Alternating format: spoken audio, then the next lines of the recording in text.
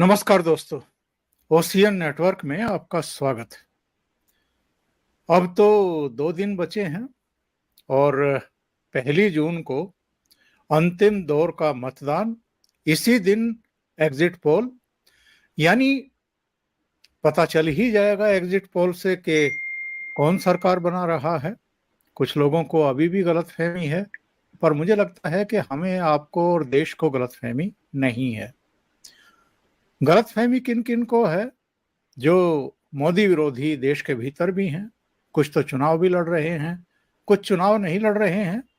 जो मोदी के विरोध में चुनाव लड़ रहे हैं, उनको चुनाव लड़वाने की गलतफहमी पाले हुए हैं। और कुछ देश के बाहर, सीमा के उस पार भी हैं, जो वहीं से बैठे बैठे चाहते हैं कि मोदी हार जाए और कांग्रेस की सरकार बने, यानी राहुल गांधी प्रधानमंत्री बने। और वो तो खुल करके कह रहे हैं कि कांग्रेस और राहुल गांधी हमें सूट करते हैं, मोदी बिल्कुल सूट नहीं करते हैं। इसके अलावा जरा ये भी बात करेंगे, ये मणिशंकर अय्यर को माफी क्यों मांगनी पड़ी और किस मुद्दे पर मांगनी पड़ी। ये तो हम और आप जानते ही हैं ना कि नेहरू की गलतियों की वजह से और जो कहते हैं ओवर कॉन्फिडेंस की वजह से या ना समझे की वजह से चीन ने हम पर आक्रमण किया। और उसमें जितने अब तक युद्ध हुए हैं चीन या पाकिस्तान के साथ, एकमात्र युद्ध था 1962 का, जिसमें भारतीय सेना जो है वो पराजित हुई थी। लेकिन मणिशंकर अय्यर ने पिछले दिनों ये कह दिया कि कथित हमला, चीन का कथित हमला 1962 का, यानी जिस हमले और जिस पराजय के सदमे में नेहरू चले गए, और अल्टीमेटली चले ही गए इस दुनिया से, वो सदमा इतना गहरा था, उसको ये कथित हमला बता रहे हैं चीन का। पाकिस्तान के तो गुणगान करते ही रहते हैं। पिछले दिनों पाकिस्तान के बारे में भी इन्होंने कहा कि वो तो न्यूक्लियर पावर है और उसका भी तो एक सम्मान है, वो स्वयंभू, मतलब स्वायत्त एक संप्रभु राष्ट्र है, उसका सम्मान करना चाहिए भारत को, उससे बातचीत करनी चाहिए। और इसको लेकर के काफी हमलावर भी रही भारतीय जनता पार्टी, यहां तक के प्रधानमंत्री और गृह मंत्री ने भी अटैक किया।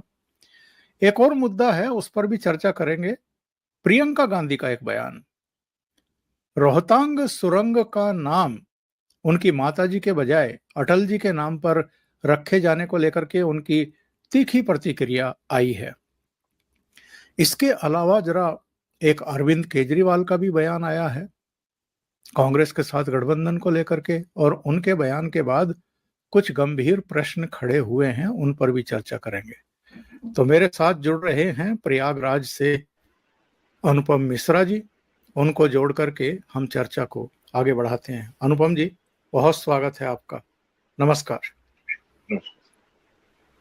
अनुपम जी, शुरुआत क्यों ना मणिशंकर अय्यर से की जाए। मणिशंकर अय्यर अपने विवादास्पद बयानों के लिए जाने जाते हैं। 2014 में नरेंद्र मोदी को चाय वाला बता करके तालकटोरा स्टेडियम के बाहर एक जगह देने की गुस्ताखी ये कर रहे थे, क्योंकि उस समय सत्ता में थे, मनमोहन सिंह प्रधानमंत्री थे।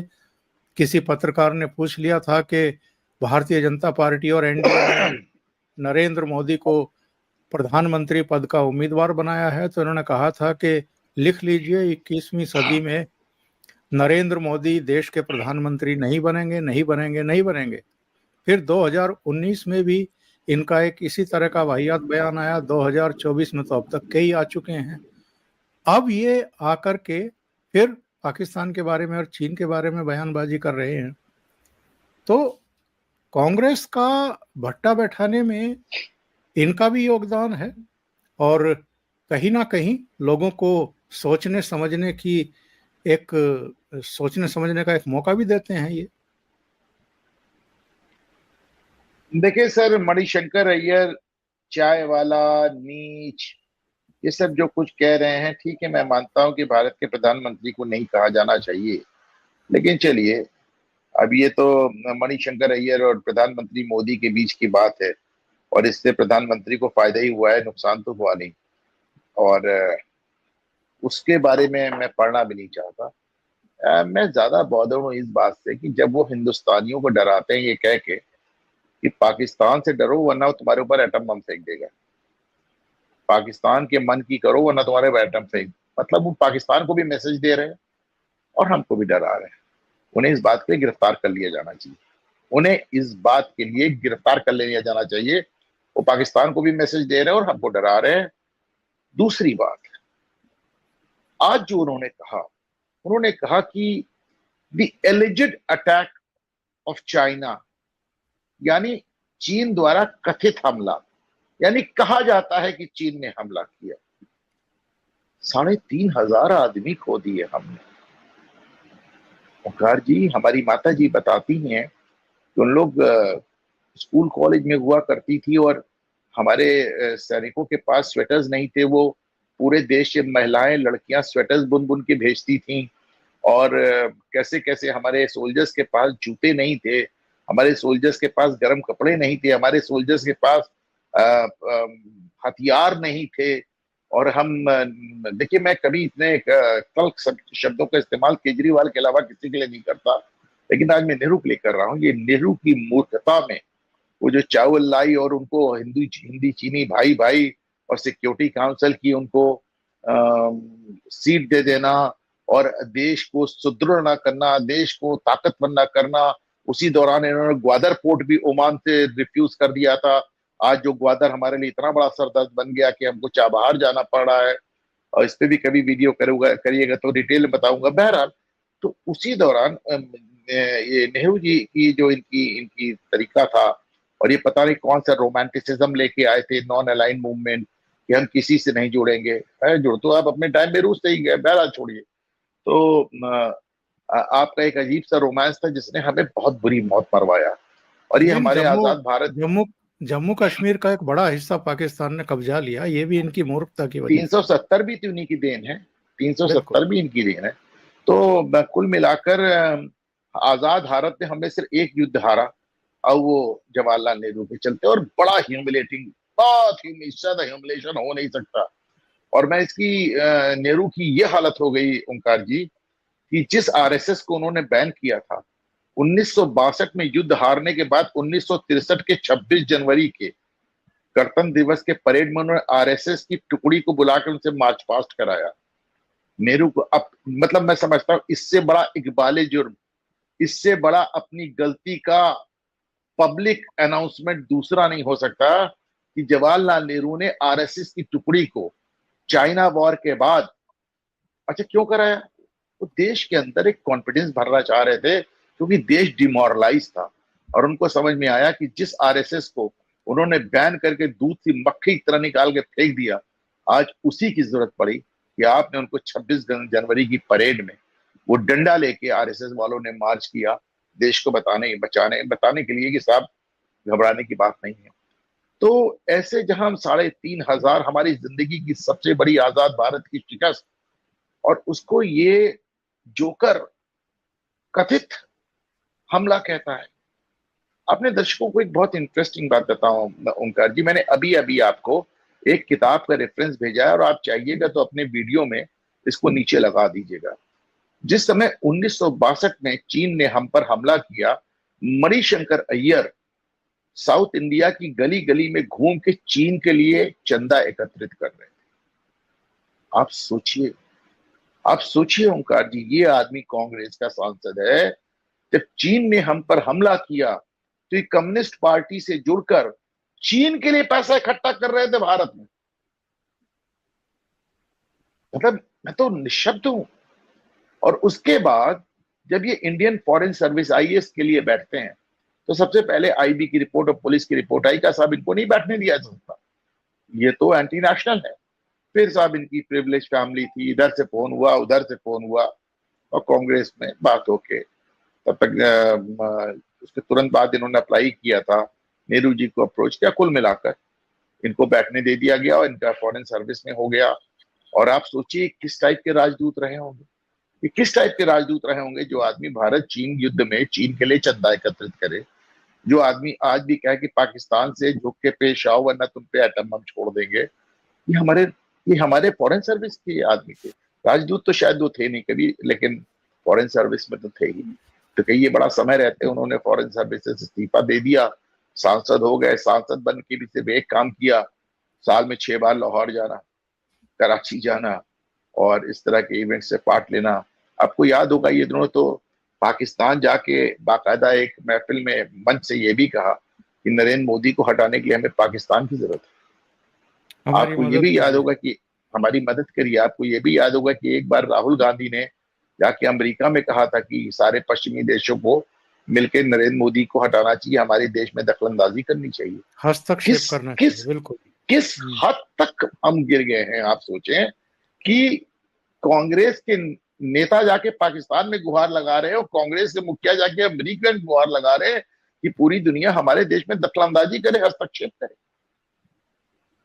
मतलब ये पॉलिटिकल डिबेट से हटके मैं बड़े दुखी मन से कह रहा हूं कि हमारे देश में आज ऐसे लोग भी मौजूद हैं कि अगर हम चीन से युद्ध करें तो चीन के लिए चंदा एकत्रित करें, हम पाकिस्तान से बात ना करें।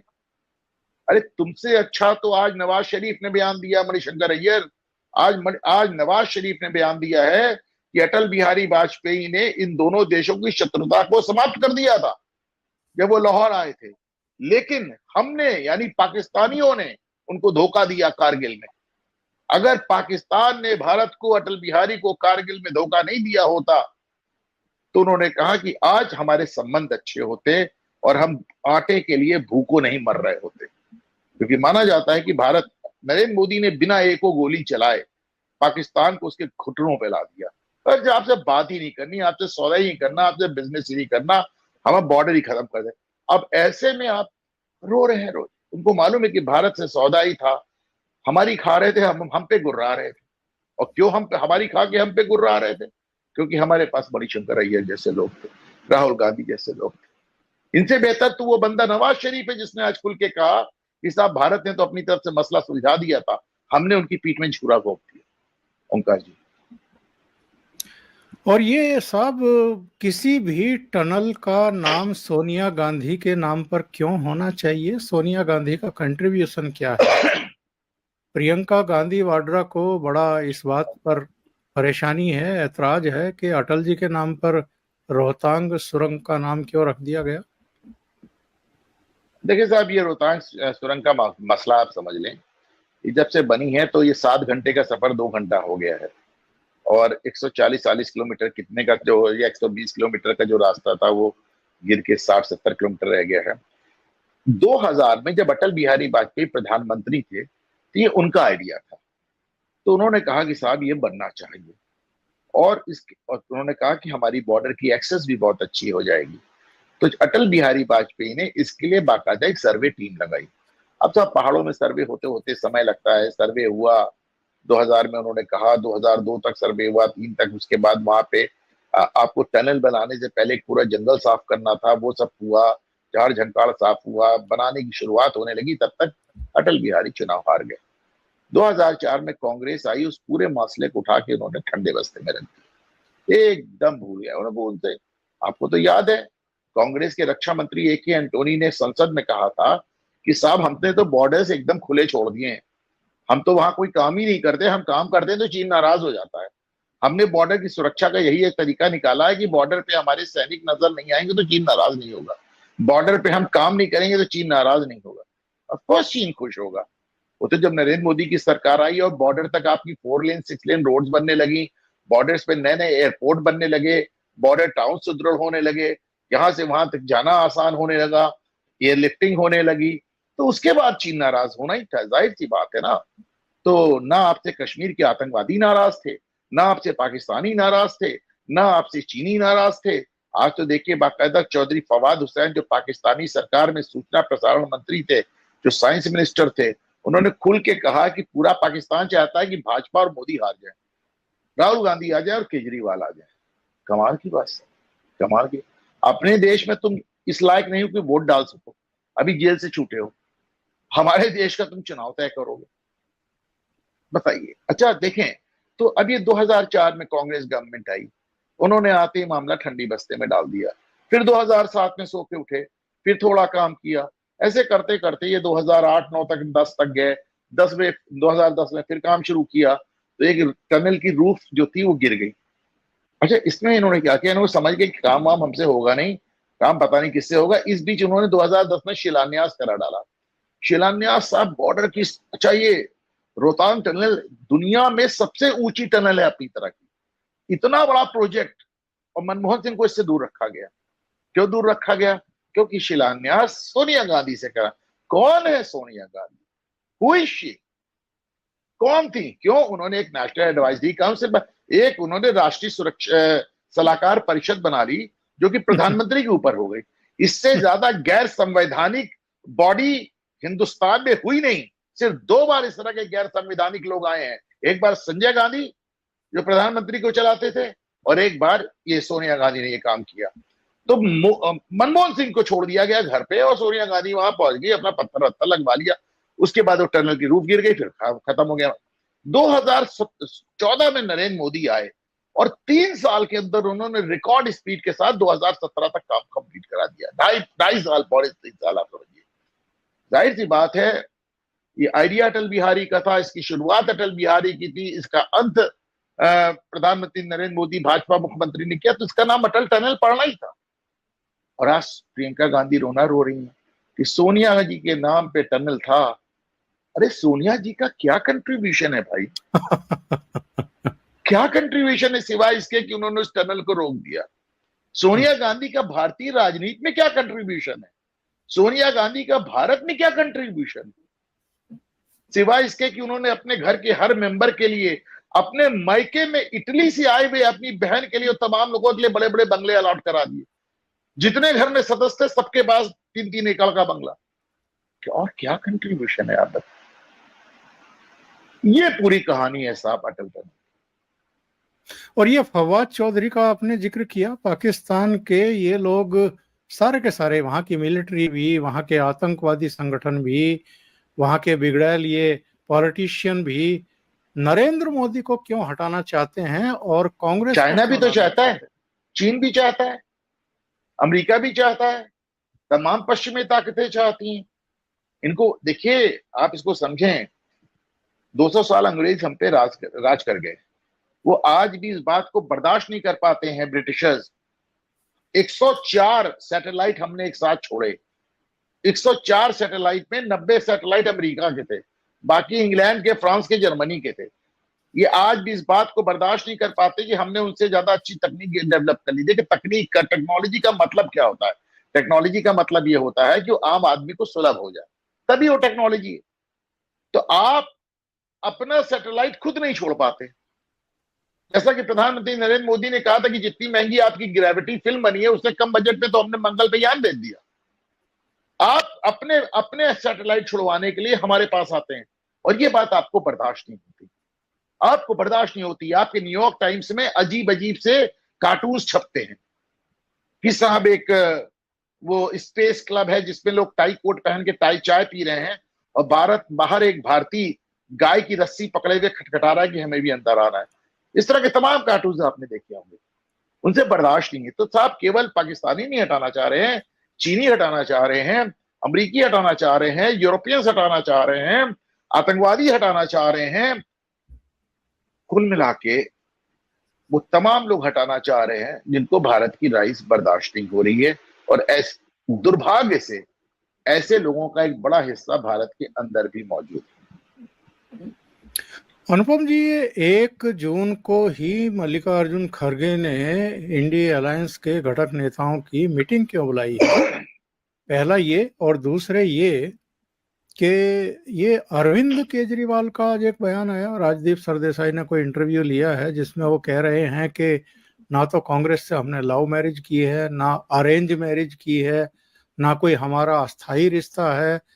ये तो 4 जून तक के लिए है कि हमें मोदी को हराना है, इसलिए हम एकजुट होकर के इकट्ठा चुनाव लड़ रहे हैं।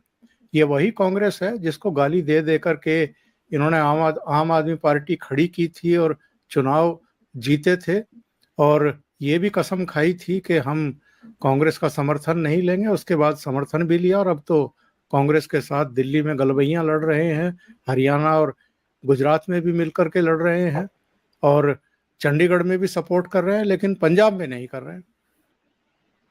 ये सब मुझे हंसी आती है कि अरविंद केजरीवाल इतना नंगा खेल खेलते। 25 तारीख को दिल्ली में वोटिंग खत्म हो गई, पंजाब में उनको आपके साथ लड़ना नहीं, अभी से उन्होंने आपका विरोध शुरू कर दिया। जहां भी गए आज तक कांग्रेस को ही तो डैमेज किया है उन्होंने। दिल्ली में कांग्रेस को खा गए, पंजाब में कांग्रेस को खा गए, गुजरात में जाके चुनाव लड़े, 14% वोट पाए और 14% कांग्रेस का कम हो गया। मतलब कितना बेशर्मी की बात है कि तुम जेल में थे तो तुम्हारी बीवी के साथ सोनिया गांधी, प्रियंका गांधी, राहुल गांधी तीनों खड़े थे मंच पे। मैंने उस समय भी कहा था, ओंकार सर आपके शो पे कहा था कि कांग्रेस के पास एक गोल्डन अपॉर्चुनिटी है, सुनहरा अवसर है अपनी खोई हुई राजनीतिक जमीन अरविंद केजरीवाल से वापस पाने की, क्योंकि इनकी सारी जमीन केजरीवाल ने ली है। देखिए दिल्ली में वोटिंग होते ही बंदा फिर पलट गया, फिर आपको गालियां दे रहा है। मतलब कमाल का आदमी है भाई, कमाल का आदमी है। और राहुल गांधी की और कांग्रेस की पॉलिटिकल समझ को मैं क्या ही कह सकता हूं, वो अभी भी ऐसे ही बोलेंगे। रही बात 1 तारीख की मीटिंग की, ये मीटिंग बेसिकली सिर्फ एक बात की लिए बुलाई गई है ओंकार जी। आपको याद, आपने पढ़ा होगा कि ममता बनर्जी ने आने से मना कर दिया। ये मीटिंग सिर्फ एक काम के लिए बुलाई गई है, लोगों को ये बदलाने के लिए बताई गई है कि साहब अब जब 5 साल विपक्ष में बैठना है तो राहुल गांधी सिर्फ कांग्रेस के नेता ना रहे, वो इंडिया गठबंधन बना रहे और राहुल गांधी उसको लीड करके नेता विपक्ष बने। वो सिर्फ इसलिए बुलाई गई है कि साहब राहुल गांधी अगले 5 साल पूरे विपक्ष के नेता रहे। इसी के चलते इन्होंने अखिलेश यादव को भी दाना डालना शुरू कर दिया है कि साहब चुनाव हारे या जीते हम अपना समझौता जारी रखेंगे। हकीकत ये है कि आपने 2017 में भी देखा 2 लड़कों की जोड़ी, वो कैसे खत्म हुई, कितनी बदजुबानी से खत्म हुई। अरे अभी इस चुनाव के पहले आपने मध्य प्रदेश चुनाव में देखा कितनी बदजुबानी हुई। एक एक महफिल में जाके, एक एक सभा में जाके अखिलेश यादव कहते थे कि साहब कांग्रेस को वोट मत देना, धोखेबाज लोग हैं। इनके प्रमुख प्रवक्ता राहुल गांधी को मंदबुद्धि और पता नहीं क्या क्या अर्ध विकसित तो क्या क्या लिखते थे। अजय राय कहते थे कि अपने बाप के नहीं हुए हमारे क्या होंगे।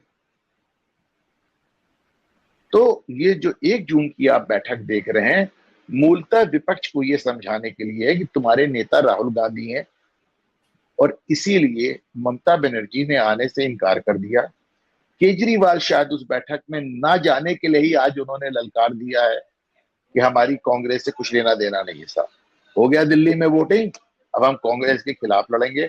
वैसे भी मैं मानता हूं कि 1 तारीख तक केजरीवाल अपने आप को किसी ना किसी अस्पताल में भर्ती करा लेंगे और कहेंगे अब हमको दिल्ली, अब जेल ले जाना है तो घसीट के स्ट्रेचर पे ले जाओ, एम्बुलेंस में ले जाओ।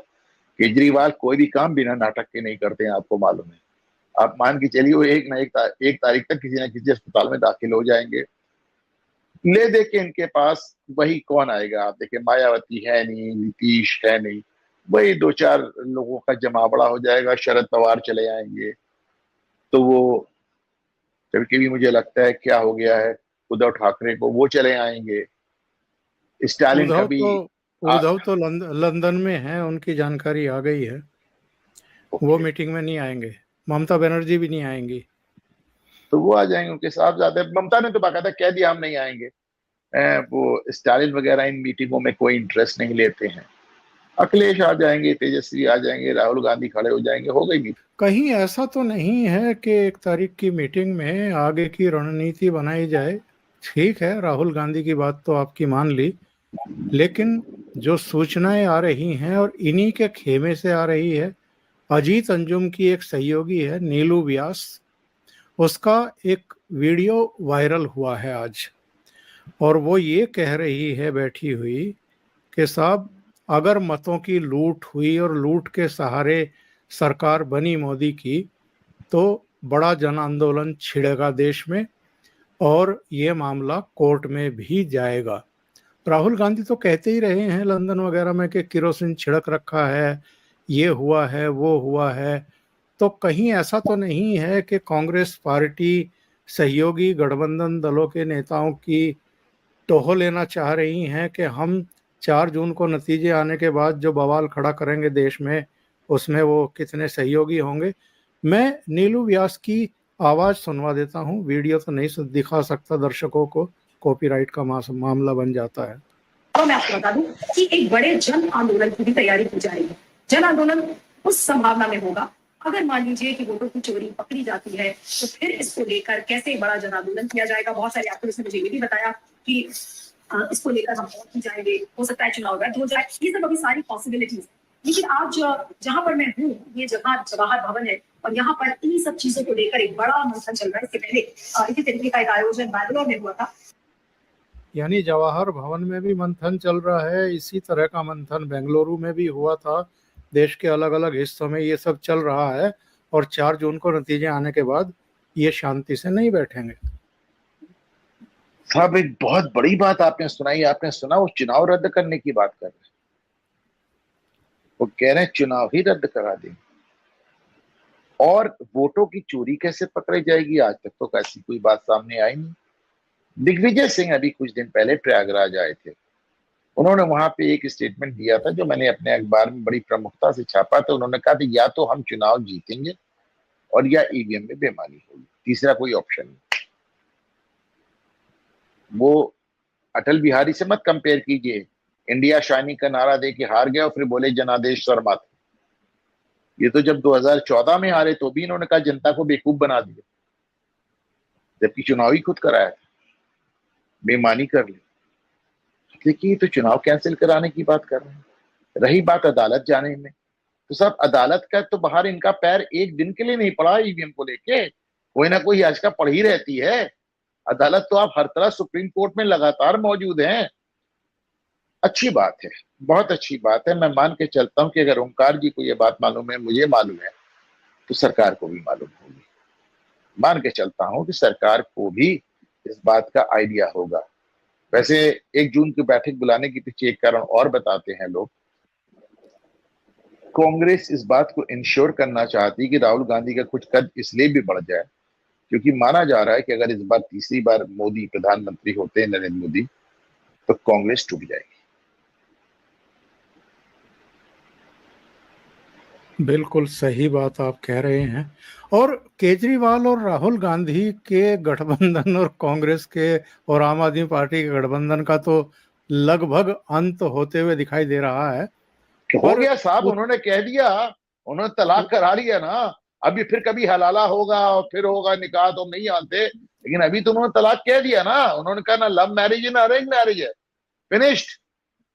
पर उत्तर प्रदेश और बिहार में क्या देख रहे हैं आप? क्योंकि ऐसा लगा पूरे चुनाव अभियान के दौरान कि ना तो तेजस्वी यादव ने कोई ऐसी मजबूरी शो की कि हमें राहुल गांधी की या कांग्रेस की जरूरत है, और ना ही अखिलेश यादव ने की है।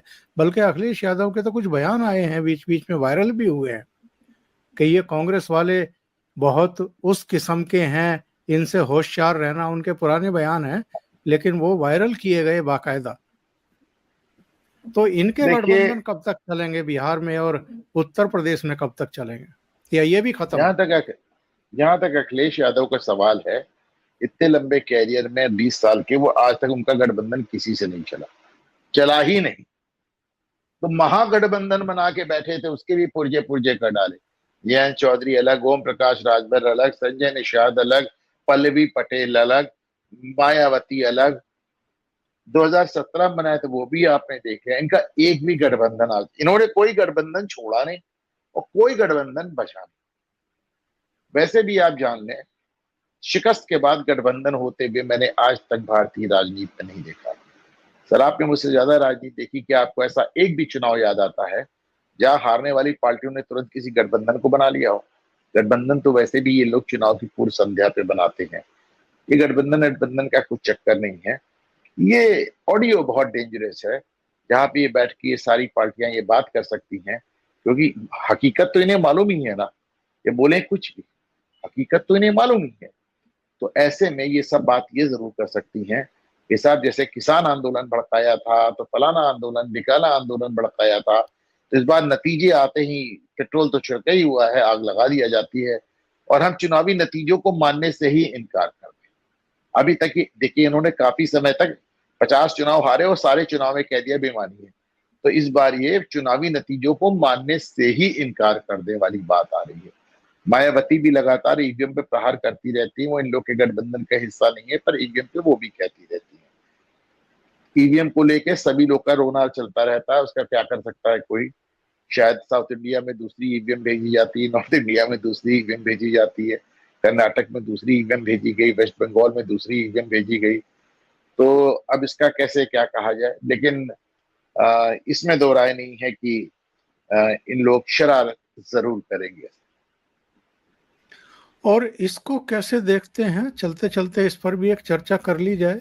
ममता बनर्जी का बयान आ रहा है कि नरेंद्र मोदी जो कन्याकुमारी के रॉक मेमोरियल पर ध्यान लगाने जा रहे हैं, अगर उसका टेलीविजन पर प्रसारण हुआ तो वो इसे चुनाव आयोग में ले जाएंगी। क्या मतलब है इस बयान का? फ्रस्ट्रेशन सर, है क्या है? आज आपने अपना प्रोग्राम मणिशंकर अय्यर से शुरू किया और मुझे उनका चीनी युद्ध में इस तरह मुझे बहुत दुख हुआ चीन वाले बयान से उनके। और अंततः कम से कम खत्म होते होते आपने एक मजेदार टॉपिक छेड़ दिया। और नरेंद्र मोदी, अच्छा मुझे आप बताएं ओंकार जी, नरेंद्र मोदी क्या मेडिटेशन के लिए एक हफ्ते बाद नहीं जा सकते? उनको भी मजा आता है इनको छेड़ने में। उनको भी मजा आता है। आप देखिए 31 को कह दिया हम मेडिटेशन जा रहे हैं। अरे ममता बनर्जी ने तो सिर्फ बयान दिया है साहब। रणदीप सुरजेवाला, अभिषेक मनु सिंघवी को लेकर चुनाव आयोग पहुंच गए, लिखित शिकायत दर्ज करा दी। उन्होंने कहा कि साहब 31 के बाद एक साइलेंट पीरियड है, इसमें कोई चुनाव प्रचार नहीं कर सकता। उनका कहा कर रहे हैं, तो उन्होंने कहीं मेडिटेशन करेंगे, वो चुनाव प्रचार है, उसके बारे में बात होगी वो चुनाव। अब ये भी देखिए बहुत मजेदार बात है, क्या नरेंद्र मोदी एक हफ्ते बाद मेडिटेशन नहीं कर सकते थे? उनको भी इसी समय करना था मेडिटेशन। अच्छा, वो मैसेज भी देना चाह रहे हैं। मैसेज ये देना चाह रहे हैं कि साहब चुनाव तुम्हारे लिए चुनाव है, हम तो 2 दिन पहले ही चुनाव छोड़ दिए।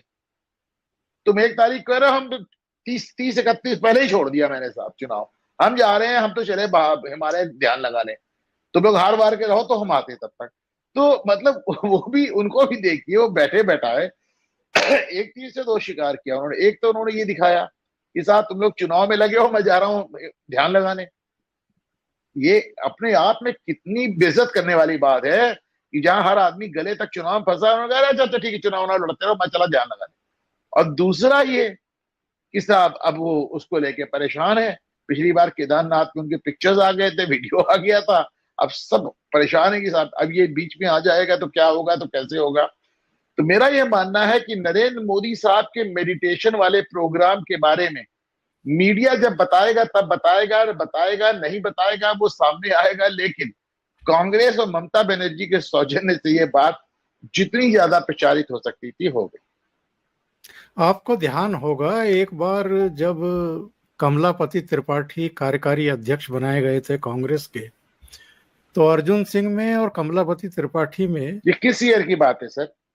ये शीत युद्ध हो गया था। ये ईयर तो मुझे ध्यान नहीं आ रहा है, लेकिन काक ने एक कार्टून बनाया था जनसत्ता में। नहीं, ये 80 के दशक की बात है कि 70 के दशक की? शायद 90 के दशक की बात होंगी। 80 और 90 के दशक में, 90 के दशक में कमलापति त्रिपाठी प्रेसिडेंट बने थे सर, आप कह रहे हैं।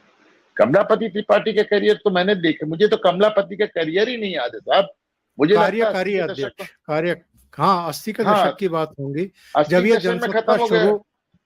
80 के दशक में मैं स्कूल में था। हाँ, तो ये उस समय जो है एक कार्टून काक ने बनाया था जनसत्ता में कि अर्जुन सिंह एक कंकड़ उछाल उछाल करके कमलापति त्रिपाठी के सिर में मार रहे हैं। और वो बड़ा चर्चित कार्टून था क्योंकि अर्जुन सिंह उनको छेड़ते रहते थे, कमलापति त्रिपाठी को, बनती नहीं थी दोनों की आपस में। तो नरेंद्र मोदी का ये वैसा ही रूप हम देख रहे हैं, वो वही है इनके सिर पर जो है कंकड़ उछाल रहे हैं। मैं सर फिर से सवाल कर लूं अपने दर्शकों से कि नरेंद्र मोदी को चुनाव के 48 घंटे पहले मेडिटेशन की क्या जरूरत थी? और अगर मेडिटेशन कर भी रहे हो तो ऐसे कह क्यों रहे हो? उन्होंने इनको से छेड़ दिया है। इन्होंने एक तो ये बताया कि तुम लोग भाग दौड़ रहे हो चुनाव में, वोटिंग डे भी भागोगे, हम कहीं अपना विवेकानंद रॉक पे अपना ध्यान लगाए बैठे होंगे। तो एक तो तुमको तुम्हारी हैसियत बताई। दूसरे, उन्होंने ये बात कह के एक तरह से फिर से इनको छेड़ दिया है। और आप देखिए कैसी तड़पड़ाहट आपको नजर आ रही है। ममता का बयान आ गया, कांग्रेस अभिषेक मनु सिंघवी और रणदीप सिंह सुरजेवाला चुनाव आयोग पहुंच गए।